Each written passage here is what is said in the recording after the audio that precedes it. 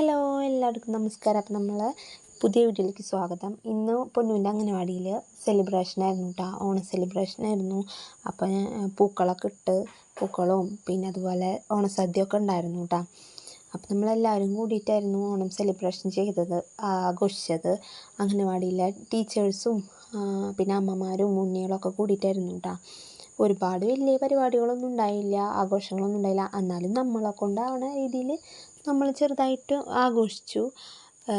പിന്നെ പൂക്കളൊക്കെ ഇട്ടു, ഉണ്ണികളും നമ്മളെല്ലാവരും ഒക്കെ നിന്ന് കുറേ ഫോട്ടോ ഒക്കെ എടുത്തു, കുറച്ച് ഫോട്ടോസൊക്കെ എടുത്തു. മറ്റേ പൂക്കളത്തിൻ്റെ അടുത്തൊക്കെ നിന്നിട്ട് ഫോട്ടോ ഒക്കെ എടുത്തു.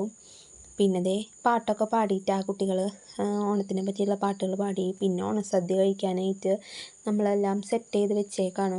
അപ്പോൾ ഓരോരുത്തരും ഓരോ വീട്ടിൽ നിന്ന് ഉണ്ടാക്കി കൊണ്ടുവന്ന ഓരോ കറികൾ നമ്മൾ ഓരോരുത്തരും ഓരോന്നായിട്ട് ഉണ്ടാക്കി കൊണ്ടുവന്നതാട്ടോ.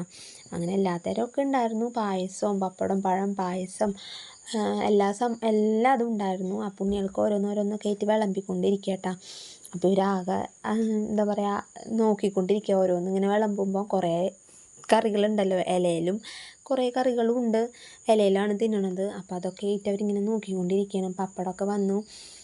പിന്നെ ദേ ചേച്ചിയും എല്ലാവരും അങ്ങോട്ടും ഇങ്ങോട്ടൊക്കെ മാറിയിട്ടാണ് കേട്ടോ വിളമ്പണത്.